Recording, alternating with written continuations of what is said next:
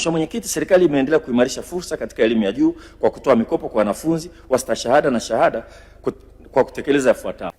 Imeratibu udahili wa wanafunzi 170,916 waliomba kujiunga na elimu ya juu kwa ngazi ya shahada ya kwanza katika vyuo vya elimu ya juu nchini kwa mwaka wa masomo 2025/26. Kati ya maombi hayo waombaji 159,010 sana, 93% walidahiliwa, ikiwa ni ongezeko la wanafunzi 21,193 ukilinganisha na wanafunzi 137,817 waliodahiliwa katika mwaka wa fedha 2024/2025, na imetoa mkopo kwa wanafunzi wa elimu ya juu 287,120 ikilinganisha na idadi ya wanafunzi 245,384 waliopata mikopo kwa mwaka 2024/2025. Mheshimiwa Mwenyekiti, mabadiliko ya kasi ya teknolojia hasa katika masuala ya kiliunde, yani artificial intelligence, ni fursa kubwa sana kwa binadamu kuweza kufanya maisha yakawa bora zaidi. Ili kuwezesha utekelezaji wa malengo yaliyoainishwa katika mwaka wa fedha 2026/27, Wizara ya Elimu, Sayansi na Teknolojia fungu 46 inaomba kuidhinishiwa jumla ya shilingi trilioni 2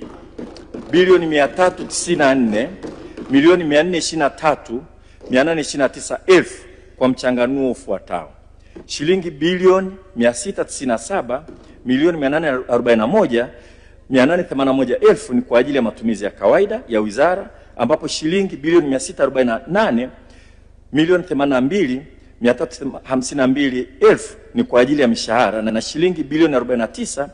milioni 759,529 ni kwa ajili ya matumizi mengineyo, na shilingi trilioni 1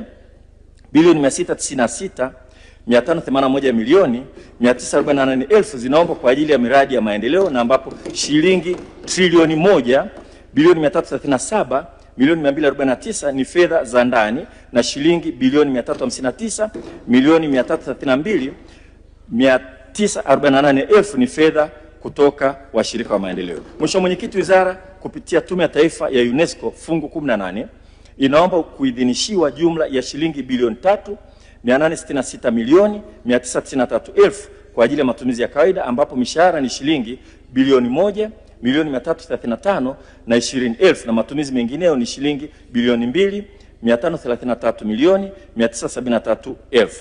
Mheshimiwa Mwenyekiti, kwa heshima kubwa naomba sasa bunge lako tukufu likubali kupokea, kujadili na kupitisha makadirio ya bajeti ya wizara fungu 46 na fungu 18 yenye jumla ya shilingi